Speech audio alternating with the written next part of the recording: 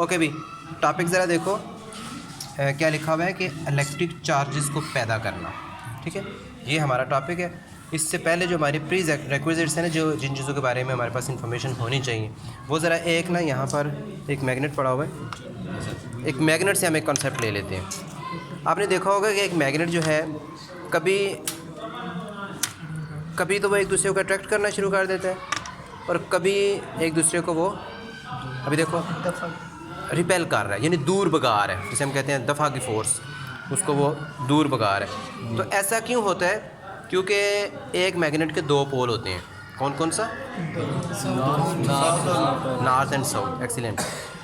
जब भी दोनों एक जैसे पोल इकट्ठे हो जाएं तो दोनों आपस में नहीं जुड़ते, रिपेल करते हैं। और अगर एक नॉर्थ पोल है दूसरा साउथ पोल है तो फिर वो एक दूसरे को अपनी तरफ अट्रैक्ट कर लेते हैं। ये होता है मैग्नेट। इसी रूल को देखते हुए ना, अलबत्ता इलेक्ट्रॉन्स का इसके साथ कोई ताल्लुक़ नहीं होता, लेकिन हम ये एक थीम समझने के लिए, क्योंकि ये हमारे पास चीज़ एक सामने आ गई तो हमने इसको ले लिया। अब ज़रा देखते हैं कि एक एटम जो है, जिस तरह हमारी बॉडी जो है किस चीज़ से बनी है? हमारी बॉडी सेल से बनी है। एक्सीलेंट। ये घर किससे, कमरा किस चीज़ से बना है? हिंटू से बना है। यानी हर दुनिया की हर एक चीज़ जो है ना वो यूनिट सेल से बनी हुई है। तो जो मैटर है वो बना है एटम से। अभी हम देखते हैं कि एक एटम जो है उसका स्ट्रक्चर किस तरह का हो सकता है। ये बोर्ड पे देखो ज़रा, एक सर्कल है छोटा, इसे हम न्यूक्लियस का नाम देते हैं। इसमें n लिखा हुआ है, n के ऊपर मैं एक रख देता हूँ, एक पत्थर रख देता हूँ, यानी इसमें एक न्यूट्रॉन है। तो इसके ना p के ऊपर ना मैं दो पत्थर रख देता हूँ। अब इसका क्या मतलब है? इसमें प्रोटॉन कितने हैं? दो। इसमें दो ही प्रोटॉन है। अब जितने प्रोटॉन्स होते हैं ना उतने ही इलेक्ट्रॉन्स होते हैं हमेशा। तो ये देखो अब दो इलेक्ट्रॉन्स हो चुके हैं। अब ये एक मुकम्मल आपके पास एक एटम बन चुका है। इस पर कितनी चीज़ें हैं यहाँ पर? न्यूट्रॉन्स, प्रोटॉन्स और तीसरा इलेक्ट्रॉन्स।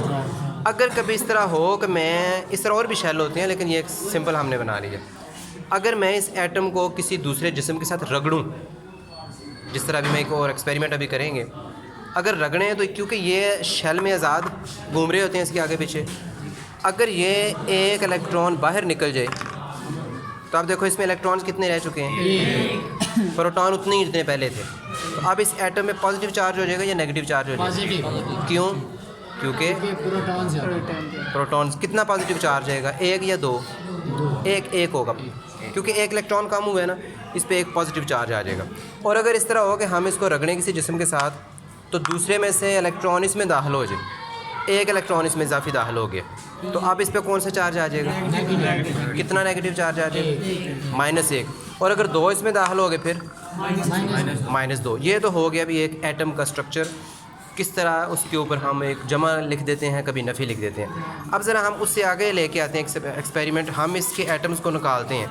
अभी ये देखो मेरे पास एक प्लास्टिक का कंगा एक पड़ा हुआ है। हम इस प्लास्टिक के कंगे को करते हैं चार्ज, क्योंकि ये एटम से मिलकर बने हैं। हम इसको किसी जिस्म के साथ रगड़ते हैं। रगड़ने से या तो इसमें इलेक्ट्रॉन्स दाखिल हो जाएंगे या फिर इलेक्ट्रॉन्स इसमें से खारिज हो जाएंगे।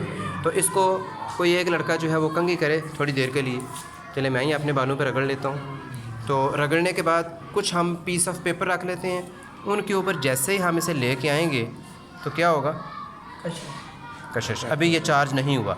ऐसे करते हैं हम इसको ना काफ़ी देर तक ना बालों के साथ रगड़ते हैं। बाल खुश्क होने चाहिए, तेल नहीं लगा होना चाहिए, उस तरीके से फिर ना वो चार्जेस नहीं पैदा हो सकते।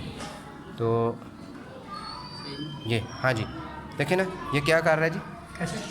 कशिश कर रहा है। इसका ये मतलब हुआ कि ये जो प्लास्टिक है इस पे या तो नेगेटिव चार्ज है या फिर पॉजिटिव चार्ज है, और ये जो पेपर हैं इन पे इसके अपोजिट चार्ज। अगर ये दोनों एक जैसे चार्जेस होते, इसके ऊपर भी अगर पॉजिटिव है, इन पेपर्स के ऊपर भी पॉजिटिव चार्ज है, तो फिर ये कभी भी उन पेपर्स को अपनी तरफ अट्रैक्ट नहीं करता। इसकी एक और मिसाल लेते हैं। जिस वक्त आप सुबह यूनिफॉर्म पहनते हो या घर में आप लिबास रेशम के कपड़े होते हैं बाज़ुकात, आपने कभी नोट किया होगा कि अंधेरे में अगर कपड़े तब्दील करो ना तो वो आग के चिंगारी से हल्के हल्के, जब बाल जिस्म के जो है ना आपके वो चमड़ जाते हैं उस कपड़े के साथ, कभी फील हुआ है? उसकी वजह क्या होती है कि वो जो बाल हैं और कपड़ा जो रेशमी है उनके ऊपर दोनों पे अपोजिट चार्जेस होते हैं। तो जब दोनों आपस में जुड़ते हैं तो फिर वो करंट पैदा होता है, जिसे हम कहते हैं ना कि पॉजिटिव और नेगेटिव जो है वो दोनों इकट्ठे हो जाते हैं। तो इस तरीके से अब देखो यहाँ पर ये लिखा हुआ क्या है, जो कुछ लिखा हुआ है ना जी, अगर हम ऐसे रटा लगा लेंगे फिर तो बात खत्म हो जाएगी। लिखा है कि चार्ज किसी जिस्म की वो बुनियादी खसूसियत जिसकी बिना पर वो दूसरे जिस्म को कशिश या दफ़ा करता है, यानी या तो अपनी तरफ खींचता है या फिर दूर करता है। मुख्तलिफ अजसाम पर रगड़ की वजह से दो तरह के चार्जेस पैदा होते हैं।